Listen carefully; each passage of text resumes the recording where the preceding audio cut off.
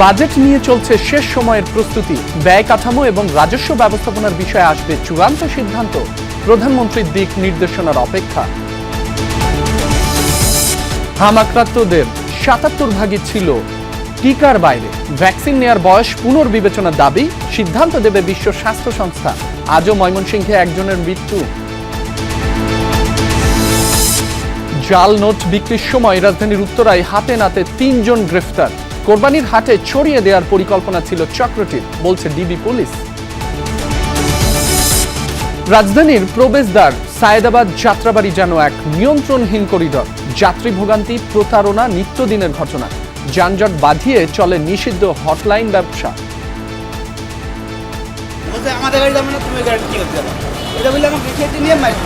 হানিফের ব্যানারই এমনভাবে ঢাকা, চট্টগ্রাম, কক্সবাজার লেখা, যেটা আপনি চিন্তাও করতে পারবেন না যেটা অরিজিনাল না ডুপ্লিকেট। লালমনিরহাটের হাতিবান্ধা সীমান্তে বিএসএফ এর গুলিতে প্রাণ গেল এক যুবকের। ব্রাহ্মণবাড়িয়ায় বর্ডারে নিহত নবীর ও মুরসালিনের পরিবারে থামছে না হাজারি।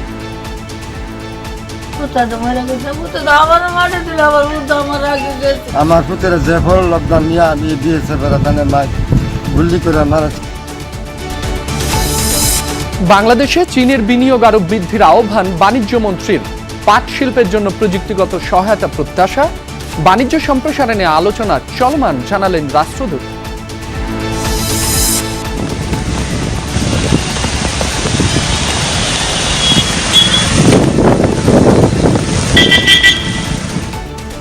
ভারতের উত্তরপ্রদেশে ভারী বৃষ্টি আর বজ্রপাতে কমপক্ষে 89 জনের প্রাণহানি। ক্ষতিগ্রস্ত বহু আবাসিক ভবন, উপড়ে গেছে গাছপালা, বৈদ্যুতিক খুঁটি।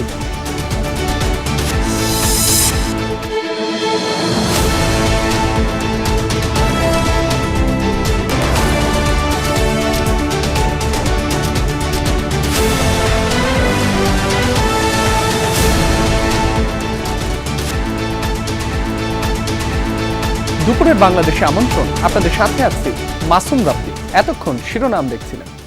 বাজেট নিয়ে চলছে শেষ সময়ের প্রস্তুতি। ব্যয় কাঠামো এবং রাজস্ব ব্যবস্থাপনা বিষয়ে নেওয়া হচ্ছে চূড়ান্ত সিদ্ধান্ত। বুধবার রাতে সচিবালয়ে প্রধানমন্ত্রী তারেক রহমানের সঙ্গে নীতি নির্ধারকদের বৈঠক হয়।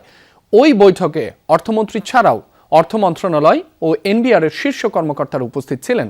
আজ জাতীয় রাজস্ব বোর্ড, এনবিআর কর্মকর্তাদের সঙ্গে বৈঠক করছেন প্রধানমন্ত্রী। বাজেট তৈরির বিষয়ে প্রধানমন্ত্রী দিক নির্দেশনা দিচ্ছেন। আভাস পাওয়া গেছে, নির্বাচনী ইস্তেহারে দেয়া প্রতিশ্রুতি বাস্তবায়নের বিষয়টি গুরুত্ব পাবে। পাশাপাশি অর্থায়ন প্রক্রিয়া এবং কর কাঠামোতে পরিবর্তন আনার বিষয়েও দেয়া হয় নির্দেশনা।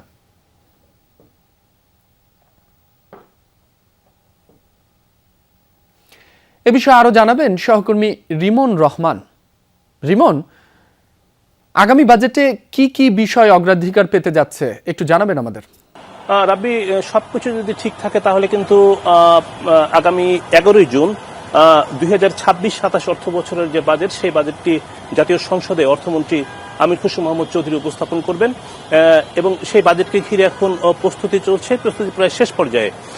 রীতি অনুযায়ী প্রধানমন্ত্রীর সঙ্গে যে দুটি গুরুত্বপূর্ণ বৈঠক সেটি মূলত হয়েছে। গতকাল রাতে সার্বিক ব্যয় কাঠামো নিয়ে যে বৈঠকটি সেটি হয়েছে এবং আজকে সকালে এনবিআর এর সঙ্গে যে রাজস্ব কাঠামো রয়েছে সেই করের যে সার্বিক বিষয় সেটি নিয়ে কিন্তু একটা বৈঠক হয়েছে। সেই বৈঠকে প্রধানমন্ত্রী নির্দেশনা দিয়েছেন যে আসলে দুই বিষয়ে যে কিভাবে বাজেটটি উপস্থাপন হবে এবং সরকারের যে ইস্তেহার রয়েছে সেই সার্বিক বিষয়টা কিভাবে বাজেটের সাথে সম্পৃক্ত করা যায়। আপনি যেটি বলছিলেন যে অগ্রাধিকার, বাজেটে কিন্তু 13টি অগ্রাধিকার নির্ধারণ করা হচ্ছে। সেই অগ্রাধিকারের মধ্যে প্রথমে যেটি রয়েছে সেটি হচ্ছে যে নির্বাচনী ইস্তেহার পূরণ করার বিষয়টি গুরুত্ব দেওয়া হবে। পাশাপাশি যে সামাজিক নিরাপত্তামূলক যে খাতগুলো রয়েছে সেখানে ফ্যামিলি কার্ড, কৃষক কার্ড যে রয়েছে সেইগুলো আসলে কিভাবে বাস্তবায়ন করা যায় সেই বিষয়টি রয়েছে। খাদ্য নিরাপত্তা নিশ্চিত করার বিষয়টি রয়েছে। পাশাপাশি $1 ট্রিলিয়ন যে অর্থনীতি দেশ করার কথা সেটি গুরুত্ব পাবে। অন্যদিকে সার্বিকভাবে আমাদের যে অর্থনৈতিক সক্ষমতা, অর্থনৈতিক যে আর্থিক যে প্রতিষ্ঠানগুলো রয়েছে সেই প্রতিষ্ঠানগুলো কিভাবে সক্ষম করা যায় সেই বিষয়গুলো কিন্তু এই অগ্রাধিকারের তালিকায় থাকবে। অর্থাৎ বাজেটে অগ্রাধিকারের একটি তালিকাই নির্ধারণ করা হচ্ছে, 13টি খাত সেখানে গুরুত্ব পাবে। রাব্বি, রিমন, আপনি জানাচ্ছিলেন বাজেটে কোন বিষয়গুলো অগ্রাধিকার পেতে পারে, একটু আরো একটি বিষয় আপনার কাছে জানতে চাই। শুল্ক ও কর কাঠামোতে কি ধরনের পরিবর্তন আনার বিষয়ে বিবেচনায় নেওয়া হতে পারে বা হচ্ছে, একটু এ বিষয়ে জানাবেন আমাদের। শুল্ক কাঠামো একটি বড় চিন্তার কারণ বাজেটের আকার বাড়ছে, সেহেতু শুল্কের একটি বড় চাপ রয়েছে সরকারের কাঁধে। সেই রাজস্ব ব্যবস্থাপনায় যেহেতু একটি হযবরল অবস্থা তৈরি হয়েছে, তাই সরকারের চায় যে কিভাবে একটি নতুনভাবে কর কাঠামো তৈরি করা যায় এবং সেখান থেকে রাজস্ব আরো বৃদ্ধি করা যায়। সেক্ষেত্রে কিন্তু নতুন নতুন ক্ষেত্র প্রস্তুত করা হচ্ছে এবং নতুন নতুন খাতকে নির্দিষ্ট করা হচ্ছে। আজকে সকালে যে এনবিআর সঙ্গে বৈঠক ছিল, সেখানেও কিন্তু প্রধানমন্ত্রী আমরা যেটি জানতে পেরেছি যে নতুন নতুন খাত কিভাবে নির্ধারণ করা যায় এবং সাধারণ মানুষকে কিভাবে একটু স্বস্তি দিয়ে এই রাজস্ব আদায় করা যায়।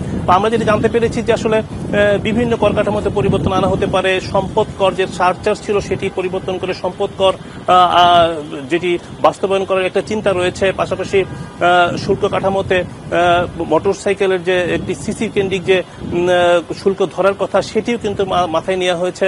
পাশাপাশি প্রতিটি ক্ষুদ্র এবং মাঝারি যে শিল্প রয়েছে, পাশাপাশি ক্ষুদ্র ব্যবসায়ী যেগুলো রয়েছে, তাদেরকে কিভাবে করের আওতায় নিয়ে আসা যায় সেটি কিন্তু নির্ধারণ করা হচ্ছে। প্রতিটি ব্যক্তি যেমন আয়কর রিটার্ন অনলাইনে দেন, সেভাবে প্রতিটি ব্যবসা প্রতিষ্ঠানকে, ক্ষুদ্র এবং মাঝারি মানের যে প্রতিষ্ঠানগুলো রয়েছে, তাদেরকে অনলাইন রিটার্ন অনলাইনে দেওয়ার ব্যবস্থা করার বলা হয়েছে। পাশাপাশি সার্বিকভাবে যে কর কাঠামো রয়েছে, সেই কর কাঠামোতে কিভাবে রাজস্ব আদায় বৃদ্ধি করা যায় সেটি কিন্তু বলা হচ্ছে। কারণ সার্বিকভাবে এই বাজেটে রাজস্ব আদায়ের যে লক্ষ্য, সেটি প্রায় 7 লাখ কোটি টাকার মতো ধরা হচ্ছে এবং সেখানে এনবিআর এর কাঁধেই কিন্তু 6 লাখ কোটি টাকার মতো ধরা হচ্ছে বলে আমরা জানতে পেরেছি। রিমন, আরো একটি বিষয় জানতে চাই। যে কোনো সরকারের জন্যই একটি বড় চ্যালেঞ্জ হচ্ছে ঘাটতি অর্থায়ন। বর্তমানেও কিন্তু এবারের বাজেটেও বড় চ্যালেঞ্জ হতে যাচ্ছে বিরাট আকারের যে ঘাটতি অর্থায়ন। এ নিয়ে সরকারের ভাবনা কি, একটু জানাবেন আমাদের। রাব্বি, আসলে সরকার যে বাজেট দেয়, সেই বাজেটের মধ্যে কিন্তু যে ব্যয়ের খাত নির্দিষ্ট করে, তার মধ্যে কিন্তু একটি ঘাটতির অর্থায়ন থাকে। কারণ যে রাজস্ব আদায় করে, সেই রাজস্ব আদায়ের সঙ্গে যে বাজেটের আকার, তার সঙ্গে একটা ঘাটতি থাকে। সেই ঘাটতির অঙ্ক কিন্তু এবার ভালোই 2 লাখ কোটি টাকার বেশি এবং সেই ঘাটতি কিভাবে সরকার আনবে? সরকার যেটা চিন্তা করছে, অর্থাৎ অর্থ মন্ত্রণালয় যেটা চিন্তা করছে, সেটি হচ্ছে যে ঘাটতি অর্থায়ন দুইভাবে আসবে। একটি বৈদেশিক ঋণ এবং সহায়তা, পাশাপাশি আমাদের যে অভ্যন্তরীণ উৎস থেকে যে ব্যাংকিং খাত রয়েছে এবং সঞ্চয়পত্র রয়েছে, সেই খাত থেকে কিভাবে নিয়ে আসা যায়। তবে আমি যেটা দেখতে পেলাম যে সরকার মূলত চায় যে অভ্যন্তরীণ খাত থেকেই এই ঘাটতি অর্থায়ন বেশি নিশ্চিত করতে। প্রায় 1,19,000 কোটি টাকার মতো যে ঘাটতি অর্থায়নের যে অর্থ, সেটি কিন্তু অভ্যন্তরীণ উৎস থেকেই নিতে চান।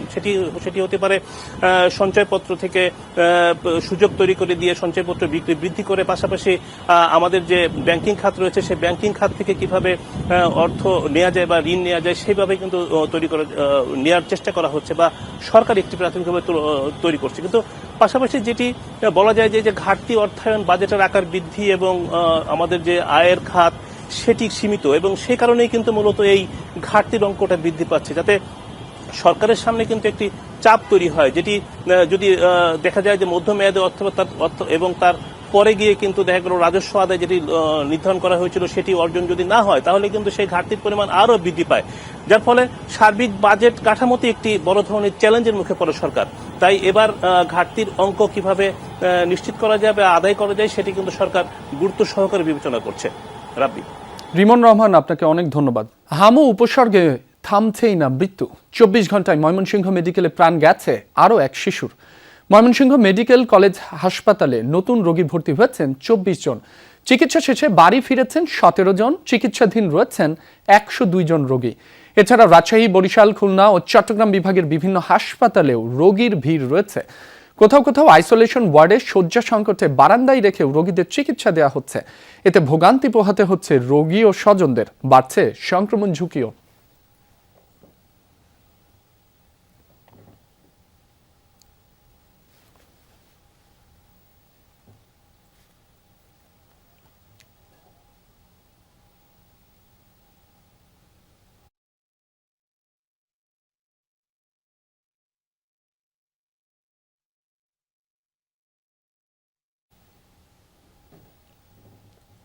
হাম পরিস্থিতির আরো খবর জানাতে সিলেট থেকে যুক্ত হচ্ছেন সহকর্মী নাবিল হোসেন।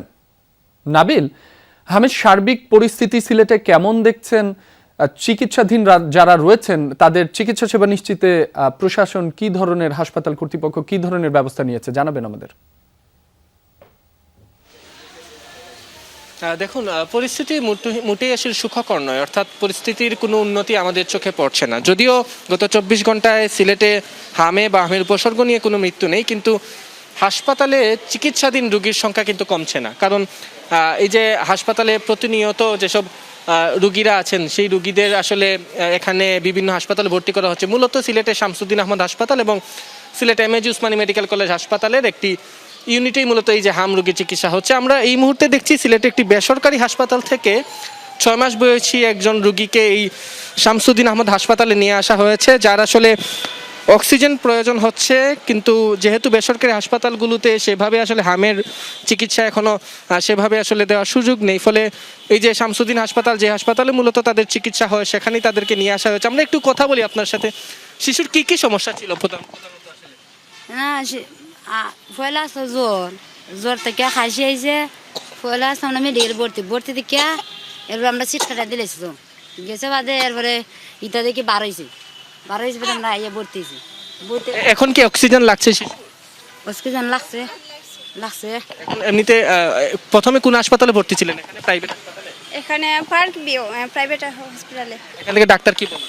ডাক্তার বলছেন তার মানে অক্সিজেনটা আরো বেশি পরিমাণ লাগতে পারে, ওইখানে মানে সম্ভব না হইতে পারে, সেই জন্য মানে ওইখানে পাঠাইছেন তারা। নিশ্চয়ই পরিস্থিতি আসলে কতটা জটিল হামের বা সেটি বা হামের উপসর্গ নিয়ে যারা এখন আসছেন হাসপাতালে সেটি অনুমান করা যাচ্ছে। কারণ এই যে হাসপাতাল শিশুর যে অক্সিজেন, সেই অক্সিজেনগুলো অনেক হাসপাতালে আসলে পর্যাপ্ত নেই, বা শিশুদের যে আসলে টপ সার্ভিস দেওয়া সেটি হয়তো অনেক হাসপাতালে এখন পর্যন্ত আসলে এই হামের উপসর্গ নিয়ে যেহেতু যারা আসেন তাদেরকে হয়তো সেবা দেওয়ার সুযোগ নেই। ফলে এই শামসুদ্দিন আহমদ হাসপাতাল এবং উসমানী মেডিকেল কলেজ হাসপাতালের উপরে নির্ভর করতে হচ্ছে, এবং যার কারণে তাদের যে শয্যা সংখ্যা, সেই শয্যা সংখ্যা থেকে রোগীর সংখ্যা বেশি। ফলে কোনো রুগীকে একই বেডে আসলে একাধিক রুগীকে চিকিৎসা দিতে হচ্ছে। যারা 18 বছরের উপরে রুগীরা হামের উপসর্গ নিয়ে আসেন তাদেরকে মেঝেতে চিকিৎসা দিতে হচ্ছে।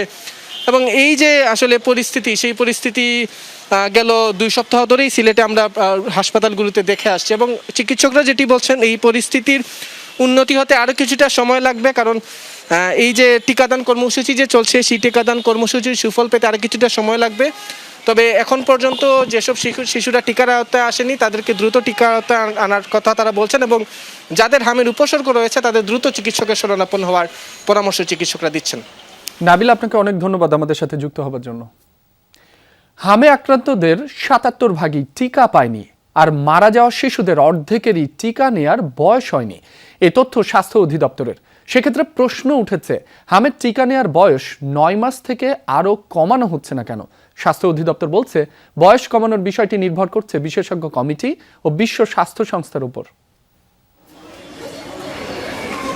ছোট্ট শরীর, কাতর মুখ, ক্লান্ত চাহনি, এতটুকু বয়সেই এক ভাইরাসের বিরুদ্ধে যুদ্ধ তাদের। দেশের হাসপাতালগুলোর শিশু ওয়ার্ডে যেন থমকে গেছে সময়, মায়েদের প্রতিটা মুহূর্ত উদ্বেগ উৎকণ্ঠার। সরকারি তথ্যেই দেশে হাম আক্রান্ত 60,000-এর বেশি। টিকার বাইরে ছিল বেশিরভাগ। কারো টিকা নেয়ার বয়স হয়নি, কেউ বা আবার কোনো কারণে টিকা পায়নি। ফলাফল এক মহা দুর্যোগের মুখে স্বাস্থ্য খাত। মিজেলসে 2026-এ এসে শিশু মৃত্যু, এটা আমি স্পষ্টভাবে বলতে চাই, it's a shame to myself, is shame to our health, is shame to the entire nation. হ্যাঁ, কিন্তু দুর্ভাগ্যজনক হলো যে এই শেমের জন্য আমরা দায়ী না।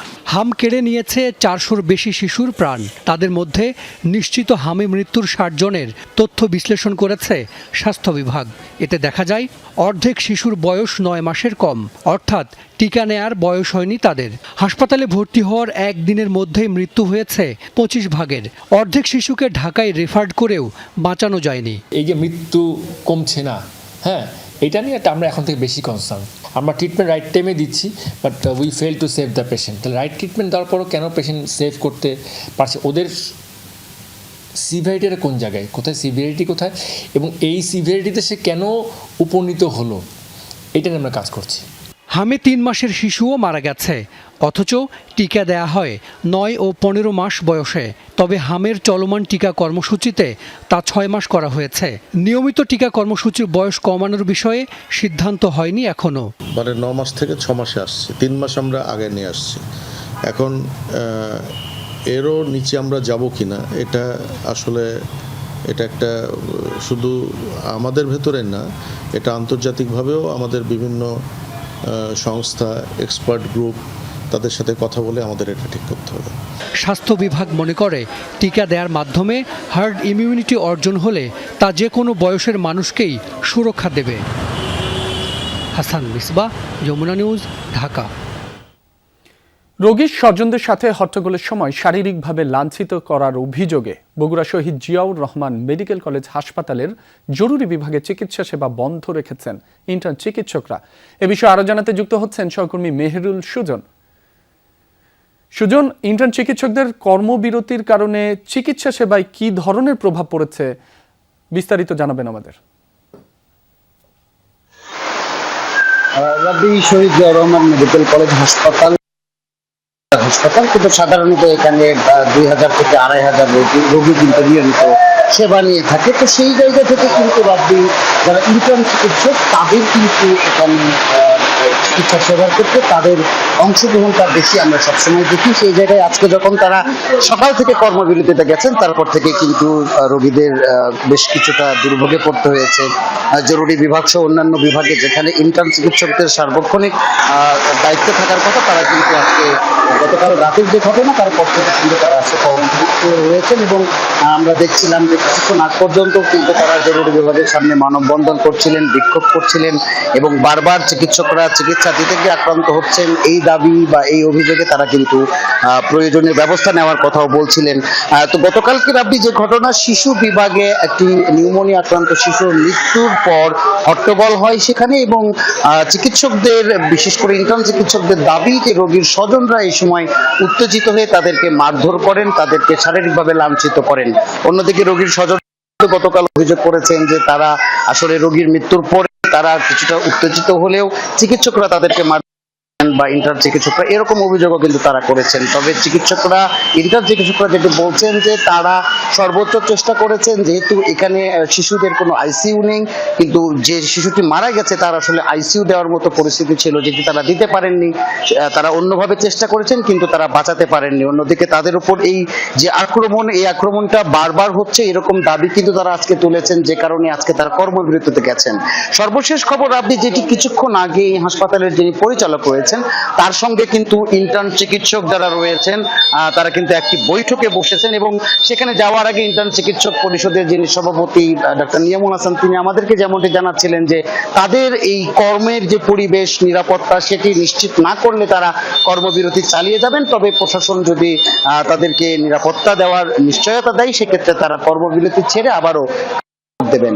রাব্বি। সুজন, আপনাকে ধন্যবাদ। দীর্ঘদিন ধরে জাল টাকা তৈরি করে বাজারে ছড়িয়ে দিচ্ছে একটি চক্র। রাজধানীর উত্তরা থেকে এমনই একটি চক্রের মূল হোতা সহ 3 জনকে গ্রেফতারের পর এ তথ্য জানিয়েছেন ডিএমপি ডিবি প্রধান মোহাম্মদ শফিকুল ইসলাম। দুপুরে ডিএমপি মিডিয়া সেন্টারের সংবাদ সম্মেলনে তিনি জানান, চক্রটি কোরবানির ঈদকে সামনে রেখে 34 লাখ টাকার বেশি জাল টাকা ছাপিয়েছে, যা ঢাকার বিভিন্ন পশুর হাটে ছড়িয়ে দেওয়ার পরিকল্পনা ছিল চক্রটির।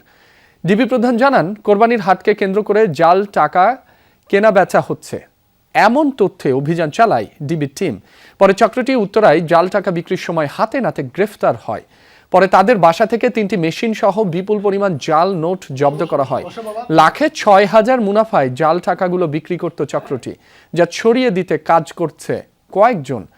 তাদের সাথে আর কেউ জড়িত আছে কিনা খতিয়ে দেখবে ডিবি পুলিশ। জাল টাকা এবং কিছু বিনিময়লব্ধ 40,000 টাকার মতো ক্যাশ টাকা সহ তাকে গ্রেপ্তার করা হয়। তারপরে তার স্বীকারোক্তি অনুযায়ী টঙ্গী থানা এলাকায় একটা বাড়িতে অভিযান পরিচালনা করে টাকা ছাপানো অবস্থায় আরও 2 জনকে সহ তাদেরকে গ্রেপ্তার করা হয়। তাদের নিকট থেকে এরকম জাল টাকা 34 লক্ষ জাল টাকা উদ্ধার করা হয়, যেটা একবারে রেডি ফর সেল। শাপলা চত্বর হত্যাকাণ্ডের ঘটনায় করা মানবতা বিরোধী অপরাধের মামলায় সাংবাদিক মোজাম্মেল বাবু, ফারজানা রূপা ও সাবেক মন্ত্রী ডাক্তার দীপু মনিকে গ্রেফতার দেখিয়ে কারাগারে পাঠিয়েছেন আন্তর্জাতিক অপরাধ ট্রাইব্যুনাল 1। বৃহস্পতিবার বিচারপতি গোলাম মুর্তুজা মজুমদারের নেতৃত্বাধীন ট্রাইব্যুনাল এ নির্দেশ দেন। এর আগে সকালে এই 3 জনকে ট্রাইব্যুনালে হাজির করা হয়। তাদের বিরুদ্ধে শাপলা চত্বর হত্যাকাণ্ডের ঘটনায় পরিকল্পনা ও প্রকৃত ঘটনা আড়াল করার অভিযোগ রয়েছে। এই মামলায় আগামী 7 জুন তদন্ত প্রতিবেদন দাখিল করবে প্রসিকিউশন জানায় 2013 সালের 5 মে শাপলা চত্বরে হেফাজতে ইসলামের মহাসমাবেশ ঘিরে হত্যাকাণ্ডের ঘটনায় করা মামলায় তৎকালীন প্রধানমন্ত্রী শেখ হাসিনা সহ সরকারের নীতি নির্ধারক ও আইন শৃঙ্খলা বাহিনীর ঊর্ধ্বতন কর্মকর্তারাও আসামি হতে পারেন। তাদের বিষয়ে তদন্ত চলমান রয়েছে। এদিকে কুষ্টিয়ায় 6 জনকে হত্যা মামলায় যুক্তিতর্ক শেষ। হাসানুল হক ইনুর বিরুদ্ধে রায় যে কোনো দিন। তিনি হেফাজতের এই ঘটনার সারা রাত তিনি ওখানে ছিলেন এবং তিনি বিকৃত সংবাদ প্রচার করছেন। হত্যাকাণ্ডের ঘটনাটাকে তিনি কনসিল করেছেন। সারা দেশবাসীর কাছে তিনি ভিন্ন অপপ্রচার করেছেন। এটা কি সাংবাদিকতা? চীনকে সবচেয়ে বড় বাণিজ্য সহযোগী উল্লেখ করে বাংলাদেশে বিনিয়োগ আরও বৃদ্ধির আহ্বান জানিয়েছেন বাণিজ্যমন্ত্রী খন্দকার আব্দুল মুক্তাদির। দেশের পাট শিল্পের জন্য চীনের প্রযুক্তিগত সহায়তাও চান তিনি। সকালে রাজধানীতে দ্বিতীয়বারের মতো আয়োজিত বাংলাদেশ চীন গ্রিন টেক্সটাইল এক্সপোর উদ্বোধনী অনুষ্ঠানে এসব কথা বলেন বাণিজ্যমন্ত্রী। এ সময় চীনের রাষ্ট্রদূত ইয়াও ওয়েন বলেন, নতুন সরকারের সাথে দ্বিপাক্ষিক বাণিজ্য সম্প্রসারণে কাজ চলমান। গ্রিন টেক্সটাইল খাতে প্রযুক্তিগত দিক থেকে সব ধরনের সহযোগিতার আশ্বাস দেন তিনি। বিশেষায়িত এই আন্তর্জাতিক প্রদর্শনীতে অংশ নিচ্ছে বাংলাদেশ ও চীনের খ্যাতনামা টেক্সটাইল ও গার্মেন্টস কোম্পানিগুলো, বিনিয়োগকারী, প্রযুক্তিবিদ ও ব্যবসায়ী প্রতিনিধি দল। প্রদর্শনীতে পরিবেশ বান্ধব ও রিসাইকেল যোগ্য টেক্সটাইল প্রযুক্তির প্রদর্শন, সেমিনার ও প্যানেল আলোচনায় চীন ও বাংলাদেশের শীর্ষ উদ্যোক্তারা অংশ নিচ্ছেন। প্রতিদিন সকাল 10টা থেকে সন্ধ্যা 7টা পর্যন্ত প্রদর্শনী সবার জন্য উন্মুক্ত থাকবে। 3 দিন ব্যাপী এই প্রদর্শনী আগামী 16 মে শেষ হবে।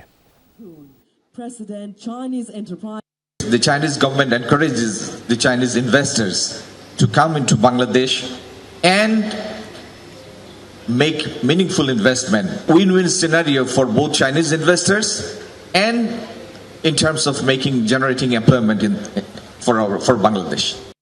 তিলোত্তমা ঢাকা 2 কোটির বেশি মানুষের আবাস। এই মহানগরে যারা বসবাস করেন এক এক এলাকায় তাদের উপলব্ধি এক এক রকম। কোথাও পানি বা গ্যাসের সংকট, কোথাও ঘিঞ্জি, যানজট কিংবা চাঁদাবাজি।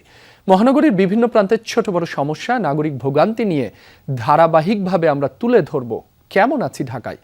আজ দেখবেন সায়দাবাদ যাত্রাবাড়ি এলাকার যানজট, যাত্রী ভোগান্তি, ভুয়া পরিবহনের নামে প্রতারণার গল্প। নাহিদ হোসেনের ক্যামেরায় মশিউর রনিকের রিপোর্ট।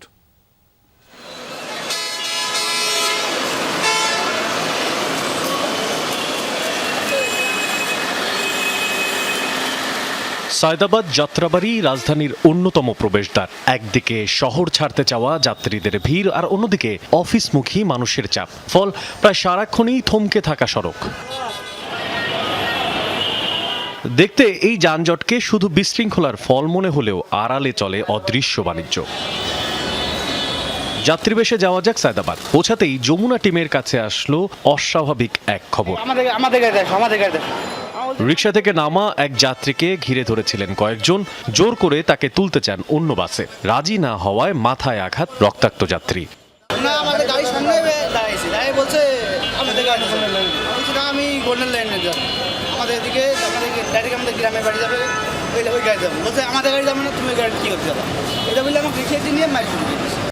ঘটনার জের ধরে এগিয়ে গেলে আরও চাঞ্চল্যকর তথ্য মেলে। যাত্রীকে যেখানে নেওয়া হচ্ছিল সেটা কোনো বৈধ কাউন্টার নয়। ছোট্ট টেবিল, কয়েকটি চেয়ার আর পরিচয় হটলাইন ব্যবসায়ী।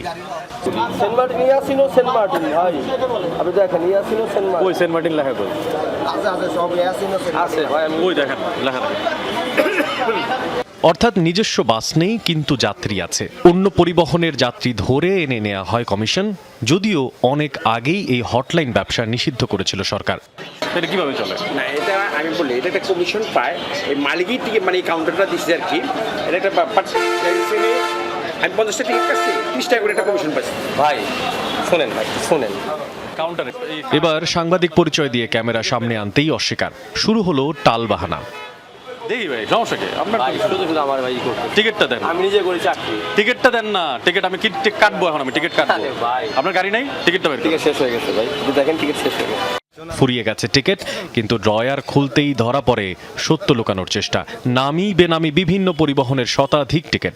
গোল্ডেন লাইন আপনারা বিক্রি করেন না বলছেন, তাহলে এখন গোল্ডেন লাইন এখানে কিভাবে? গোল্ডেন লাইন ওই যে অনেক সময় দেওয়া যায়, আমরা গোল্ডেন লাইন দেওয়া যায়।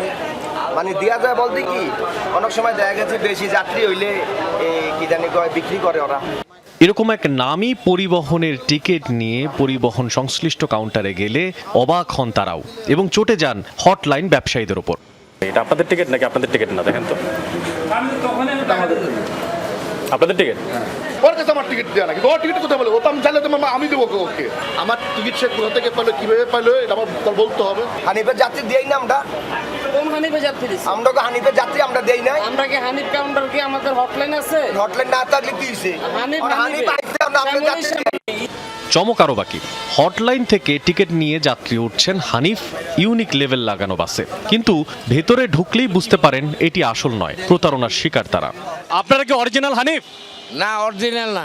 তো হানিফের নামে এটা অবৈধ না? না না না, এটা পারমিট আছে। হানিফের ব্যানারই এমনভাবে ঢাকা, চট্টগ্রাম, কক্সবাজার লেখা যেটা আপনি চিন্তাও করতে পারবেন না যেটা অরিজিনাল না ডুপ্লিকেট। প্রশ্ন জাগতে পারে এসব অবৈধ কারবারের সঙ্গে যানজটের কি সম্পর্ক? বাহারি নামের লেভেল লাগানো এসব বাস মূল সড়কেই দাঁড়িয়ে থাকে, কখনো 15 মিনিট, 30 মিনিট, কখনো 1 ঘন্টা। আপনার যে যাওয়ার কথা 8টায় সে গাড়িটা 8:30 যাচ্ছে, তার গাড়িটা পুরো সেই সিটটা বিক্রি হয়ে যাচ্ছে। এই সময় চলে যাত্রী তোলার প্রতিযোগিতা। একটি বাস দাঁড়ালে পেছনে আটকে যায় আরও কয়েকটি। এইভাবে একের পর এক বাস দাঁড়িয়ে থাকায় থেমে যায় সড়ক, আটকা পড়ে মানুষ। 4:15 টিকিট, এখন বাজে 5:15, 1 ঘন্টা আপনি রাস্তায়। হ্যাঁ। ছাড়ে নাই কেন, কি বলছে? তারা কিছু বলে নাই, বলে ওয়েট করতাম আর কি। রাস্তা নিয়ন্ত্রণেও চলে টাকার লেনদেন। কোথায় বাস দাঁড়াবে, কে আগে যাবে, সবকিছুর পেছনেই থাকে নিয়ন্ত্রক। ক্যামেরায় ধরা পড়ে টাকা নেওয়ার দৃশ্য। আমরা কোনো টাকা নিই না, আমার তো ভাঙতি টাকা নিচ্ছে। আপনার যে ভাঙতি টাকা, আমরা তো দেখছি আপনি টাকা নিচ্ছে। ওটাই তো ভাঙতি টাকা দিছে, 100 টাকা ভাঙতি দিছি। এভারেজ 290 টাকা খরচ। এখন কয় টাকা দিচ্ছে? 80 টাকা। এখন 80 টাকা দিচ্ছে। জি জি। কে সত্যি বলতেছেন বলেন? উনি আমার 100 টাকা ভাঙতি আছে। ও 100 টাকা ভাঙতি নিছে আমার ঠিক। আরে বাবু আপনার ওখানে 80 টাকা পাইপ জেনুয়াল, মানে উনি একলা না, এখান থেকে 8.5 জন লোক আছে। আপনি 80 টাকা দিচ্ছেন? জি জি। 80 টাকা দিছি করে আমার দিছে, আমি 100 টাকা ভাঙতি দিছি ওরে। অভিযোগ সম্পর্কে জানতে গেলে বন্ধ পাওয়া যায় মালিক সমিতির কার্যালয়। পরে এক নেতার সঙ্গে কথা হয় ফোনে।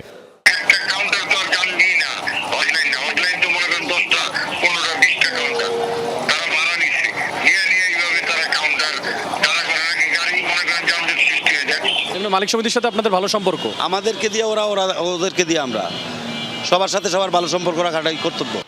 দুই পক্ষের বিপরীত বক্তব্যে প্রশ্ন আরও গভীর। ট্রাফিক পুলিশের যুক্তি লোকবল সংকট। ড্রাইভাররা এবং পরিবহন মালিকরা চাচ্ছে তারা 2টা পয়সা ইনকাম করার জন্য।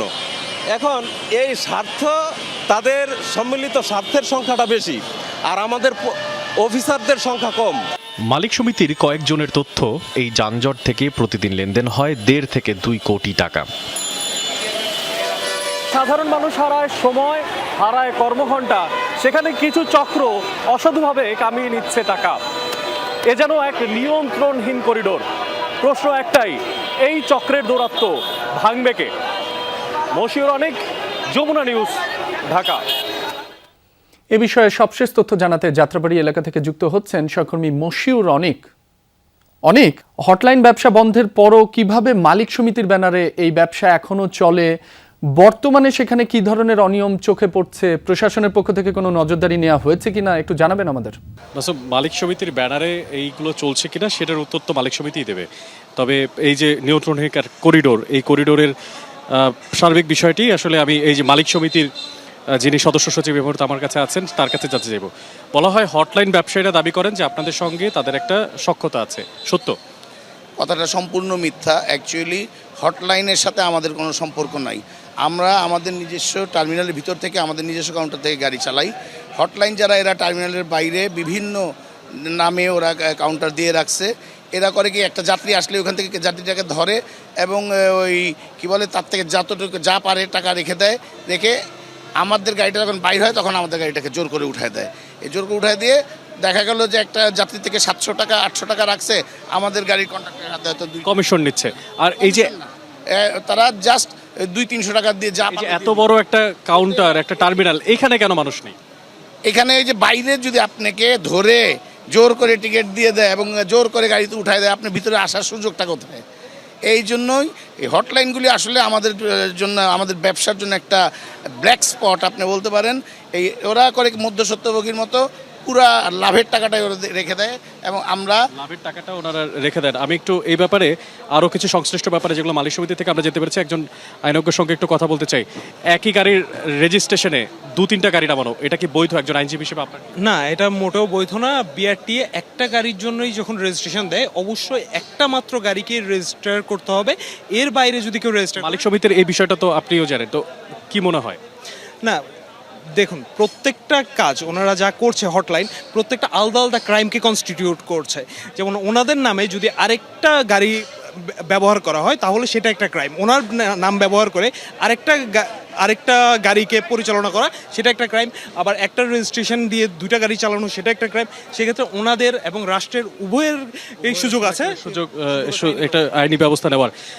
যেটা তিনি বলছিলেন, আমরা কিছুক্ষণ আগে জানছিলাম যে আসলে এখানে সিটি কর্পোরেশনের দ্বারা যে সমস্ত কাউন্টারগুলো সেগুলোতে কেউ যায় না, কারণ হচ্ছে এই হটলাইনের যারা দৌরাত্ম্য তাদের কারণে বাইরে টিকিট বিক্রি করে। তো মাসুম রাব্বি, এই সার্বিক অবস্থা আসলে মালিক সমিতি তারা বলছেন তাদের এখানে কোনো হাত নেই এবং সে ব্যাপারে তারা প্রমাণও দিতে পারছেন, এবং পাশাপাশি যারা আইনি বিশেষজ্ঞরা আছেন তারাও বলছেন আসলে এটি সম্পূর্ণ অবৈধ একটা কাজ যেটা চলে যাচ্ছে, আসলে সম্প্রতি ঘটে যাচ্ছে সবসময়। অনেক আপনাকে অনেক ধন্যবাদ। লালমনিরহাটের হাতিবান্ধা সীমান্তে বিএসএফ এর গুলিতে এক বাংলাদেশি যুবক নিহত হয়েছেন। ভোরে উপজেলার আমঝোল এলাকার বনচৌকি সীমান্তে এই ঘটনা ঘটে। নিহত যুবকের নাম মোহাম্মদ খাদিমুল। বিজিবি জানায়, ভোরে খাদিমুল সহ আর কয়েকজন সীমান্তবর্তী এলাকায় যান। এ সময় বিএসএফ সদস্যরা তাদের লক্ষ্য করে গুলি ছোড়ে। গুলিবিদ্ধ হন খাদিমুল। গুরুতর আহত অবস্থায় তাকে উদ্ধার করে হাসপাতালে নিলে চিকিৎসাধীন অবস্থায় মারা যান খাদিমুল। এ ঘটনায় ভারতীয় সীমান্তরক্ষী বাহিনীর সাথে পতাকা বৈঠকের প্রস্তুতি চলছে বলে জানিয়েছে বিজিবি। ভারতের যে প্রশাসন আছে এরা অত্যাচার হয়েছে, আগে এত শ্রেণী ছিল না। এরা যে কি পাইছে বাংলাদেশকে, পাখির মতো এরা গুলি করে। ছেলেটা জাল দিয়ে ঝাঁকি জাল দিয়ে মাছ মারতে গেছে, মাছ মারার সময় একটু ভারতের সীমান্তের কাছে গেছে, তখনই তারা গুলি করছে। বাংলাদেশ ভারত সীমান্তে হত্যা, অনুপ্রবেশ কিংবা পুশিন কোনোটি এখন আর নতুন সংবাদ নয়। সম্প্রতি কসবা বর্ডারে বিএসএফ এর গুলিতে প্রাণ গেছে 2 যুবকের। থামছেই না স্বজনদের আহাজারি। সীমান্ত এলাকায় চাষাবাদ কিংবা মাছ ধরতে গেলেও অনেক সময় গুলি চালায় ভারতীয় সীমান্তরক্ষী বাহিনী। এদিকে থামানো যাচ্ছে না চোরা কারবারিদের দৌরাত্ম্য। অভিযোগ আছে দুপক্ষের সীমান্তরক্ষী বাহিনীকে ম্যানেজ করে চলে চোরাচালান কার্যক্রম। বিজিবির দাবি, কঠোর নজরদারির পরও ঠেকানো যাচ্ছে না চোরাচালান। বাংলাদেশ ভারত সীমান্তের আখাউড়া, কসবা ও বিজয়নগর এলাকায় এই দৃশ্য নিত্যদিনেরই বলা চলে। ওপার থেকে আসছে মাদকসহ ভারতীয় বিভিন্ন পণ্য। ব্রাহ্মণবাড়িয়ার 3 উপজেলাকে মাদক এবং চোরাচালানের প্রধান ট্রানজিট হিসেবে ব্যবহার করে থাকে চোরাকারবারীরা। স্থানীয়রা বলছেন, 2 দেশের সীমান্তের বেশ কিছু স্থান অরক্ষিত। সন্ধ্যা নামতেই সক্রিয় হয়ে ওঠে অপরাধী চক্র। এরপর চলে দেদারসে মালামাল পারাপার। এই কাজে নিয়োজিত শ্রমিকদের পণ্য আনার বিনিময়ে দেয়া হয় 500 থেকে 1000 টাকা। সেই সাথে বিভিন্ন পক্ষকে ম্যানেজও করা হয়। লোকজন যারা আজকে এই সীমান্তে হত্যার শিকার হচ্ছে, তারা কিন্তু সবাই একটা নির্দিষ্ট একটা টাকার জন্য তারা লেবারের কাজ করে। চোরাকারবারীরা অনেক সুযোগ সন্ধানে থাকে, রাতের আধারে তারা ওই পার থেকে এই মাল এবং মাদক দ্রব্য নিয়ে আসতেছে। ব্রাহ্মণবাড়িয়া, পূর্বাঞ্চল, কসবা, আখাউড়া, বিজয়নগর, এগুলা এই সীমান্ত বর্ডার গুলা অরক্ষিত এবং এগুলা হচ্ছে চোরাকারবারি এবং মাদকের ট্রানজিট পয়েন্ট। গেল 8 মে রাতে সীমান্তে গুলিবিদ্ধ হন মোরসালিন ও নবীর হোসেন। তাদেরকে ক্যাম্পে নিয়ে যায় ভারতীয় সীমান্তরক্ষী বাহিনীর সদস্যরা। সেখানেই মৃত্যু হয় তাদের। পরে পতাকা বৈঠকের মাধ্যমে মরদেহ ফিরে আনা হয়। আমার হাতে চলা কই রাহা হুতা তো মরে গেছে, হুতা তো আমার মাঠে দিল, আবার হুতা আমার আগে গেছে, বর্ডারে গেছিল, গেছে বোধ গেছে মাইরা লাইছে। আমার পুতের যে ফল লকডাউন নিয়ে আমি বিএসএফ এর তানে মাই গুলি করে মারাছে। আমি ন্যায় বিচার চাই। সীমান্ত এলাকায় বর্ডার গার্ড বাংলাদেশ এবং পাকিস্তানে পুলিশের নিয়মিত অভিযান চলমান রয়েছে। প্রায় মাদক, শাড়ি, কসমেটিক্স সহ নানা পণ্য জব্দ করা হচ্ছে। তবুও চোরাকারবারীদের দৌরাত্ম্য কমছে না কোনোভাবেই। আমরা আমাদের দায়িত্বপূর্ণ এলাকার মধ্যে যে সকল এলাকা বেশি ঝুঁকিপূর্ণ আমরা এগুলো চিহ্নিত করেছি। এ সকল এলাকায় আমরা আমাদের জনবল বৃদ্ধি করেছি। চোরাচালান যারা করছে তাদেরকে আমরা গ্রেপ্তার করছি এবং চেষ্টা করছি। নিহত 2 বাংলাদেশির কবর জিয়ারত করতে গিয়ে এনসিপির মুখ্য সমন্বয়ক নাসিরউদ্দিন পাটোয়ারি ক্ষোভ প্রকাশ করেন। বলেন, চোরা কারবারিতে জড়িত মূল হোতারা থাকে আড়ালে, আর গুলি খেয়ে মারা যায় দরিদ্র মানুষগুলো। সরকার ভারতের কাছে নতজানু হয়ে আছে। দ্বিতীয়ত বিষয় হলো স্বরাষ্ট্র মন্ত্রণালয়ের অনেক ব্যক্তিবর্গই হলো এই মাদক ট্রাফিকিং, সীমান্ত খুন এগুলোর সাথে জড়িত। সীমান্তে কঠোর নজরদারির পাশাপাশি বেকার যুবকরা যেন টাকার লোভে ভুল পথে পা না বাড়ায় সেই লক্ষ্যে কর্মসংস্থান বৃদ্ধির দাবি সচেতন মহলের। রাহিম সারোয়ার, যমুনা নিউজ। এখন থেকে স্পাইসি ক্রিস্পি পটাটা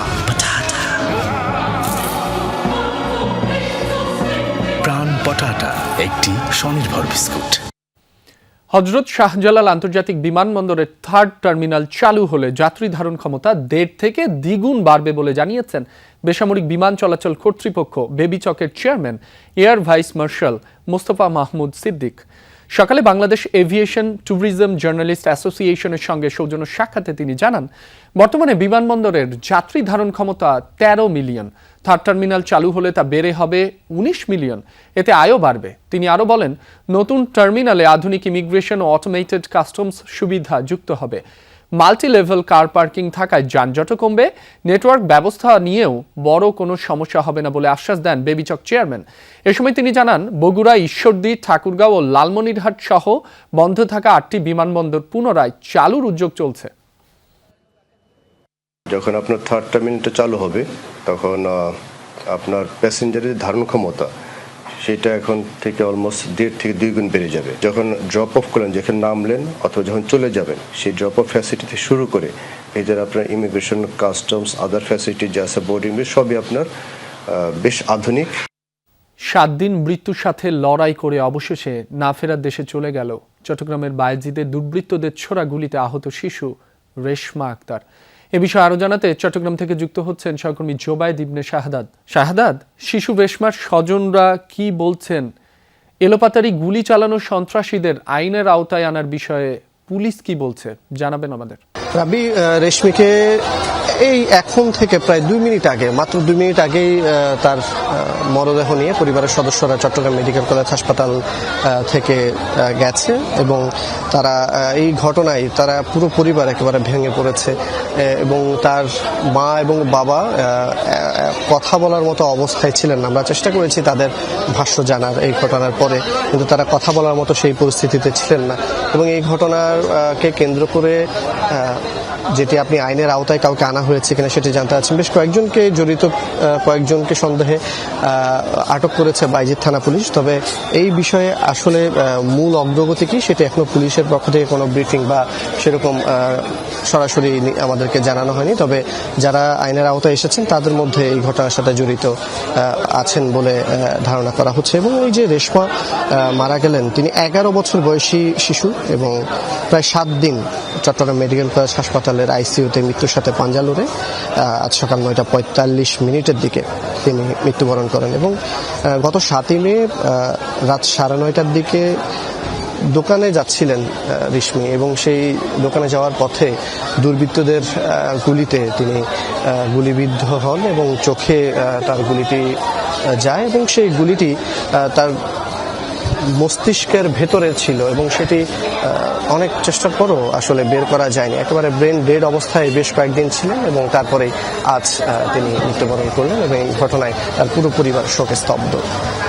শাহাদাত, আপনাকে ধন্যবাদ। দেশে হালনাগাদ চূড়ান্ত ভোটার তালিকা 2026 প্রকাশ করেছে নির্বাচন কমিশন।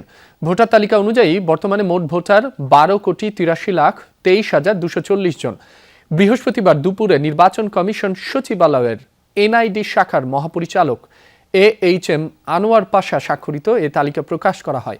হালনাগাদ চূড়ান্ত তালিকায় উল্লেখ করা হয়, দেশে বর্তমানে পুরুষ ভোটার 6,52,12,731 জন, নারী ভোটার 6,31,09,266 এবং তৃতীয় লিঙ্গের ভোটার 1,243 জন। গেল 2025 সালের 18 নভেম্বর পর্যন্ত দেশে মোট ভোটার ছিল 12,76,95,183 জন। 2026 সালের হালনাগাদ তালিকায় ভোটার বেড়েছে 6,28,300 জন। এ নিয়ে দেশের বর্তমান ভোটার সংখ্যা 12,83,23,240 জন। ফলে দেশে মোট ভোটার বেড়েছে 0.05%। ভারতের উত্তরপ্রদেশে ভারী বৃষ্টি ও বজ্রাঘাতে প্রাণ হারিয়েছে কমপক্ষে 89 জন। ব্যাপক ঝড়ে ক্ষতিগ্রস্ত রাজধানী সহ 8 জেলা।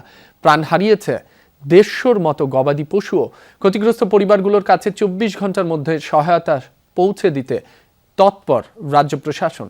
লঘুচাপের কারণে ভারতের বিভিন্ন রাজ্যে বজ্রপাত সহ মৌসুমী ঝড়ের সতর্কতা জারি করেছে আবহাওয়া অধিদপ্তর। প্রলয়ঙ্কারী বাতাসে হুড়মুড় করে গাড়ির ওপর ভেঙে পড়ছে বিশালাকার গাছ। ঝড়ের দাপটে শুকনো পাতার মতো উড়ছে চারপাশের সবকিছু। ভারী বৃষ্টি আর বজ্রপাতে নাজেহাল ভারতের উত্তরপ্রদেশ। বুধবার থেকে রাজ্যে শুরু হয় শক্তিশালী ঝড়। বাতাসের গতিবেগ ছিল ঘন্টায় 100 কিলোমিটারেরও বেশি। রাজধানী প্রয়াগরাজ সহ 8 জেলা থেকে মেলে ব্যাপক ক্ষয়ক্ষতির খবর। উপড়ে পড়েছে বৈদ্যুতিক খুঁটি, ক্ষতিগ্রস্ত বহু আবাসিক ভবন, ব্যাহত মোবাইল নেটওয়ার্ক এবং যোগাযোগ ব্যবস্থা। প্রায় 150 গবাদি পশুর প্রাণহানির তথ্য জানিয়েছে স্থানীয় প্রশাসন। উদ্ধার কাজে তৎপর প্রশাসন। সরানো হচ্ছে ভাঙাচোরা অবকাঠামো আর গাছপালা। আহতদের দ্রুততম সময়ে পাঠানো হচ্ছে স্থানীয় হাসপাতালগুলোয়। ক্ষতিগ্রস্ত পরিবারগুলোর কাছে 24 ঘন্টার মধ্যে ত্রাণ পৌঁছানোর আশ্বাস দিয়েছে উত্তরপ্রদেশ প্রশাসন। দেয়া হয়েছে ক্ষতিপূরণের প্রতিশ্রুতিও। प्रदेश में विभिन्न जनपदों में पिछले 36 घंटे এরই মাঝে আপনারা অবগত আছেন যে গেল 36 ঘন্টায় রাজ্যের বেশ কয়েকটি জেলায় প্রবল ঝড়, বাতাস ও বজ্রপাতের ফলে ব্যাপক ক্ষয়ক্ষতি হয়েছে। এ পর্যন্ত প্রাপ্ত তথ্য অনুযায়ী ক্ষতিগ্রস্ত জেলার সংখ্যা 19। বহু হতাহতের পাশাপাশি গবাদি পশুর মৃত্যুর খবরও পেয়েছি আমরা। 80-র উপরে বাড়ি ধসে গেছে। আমরা উদ্ধার কাজ চালিয়ে যাচ্ছি। 89 लोगों की मृत्यु की सूचना प्राप्त हुई है।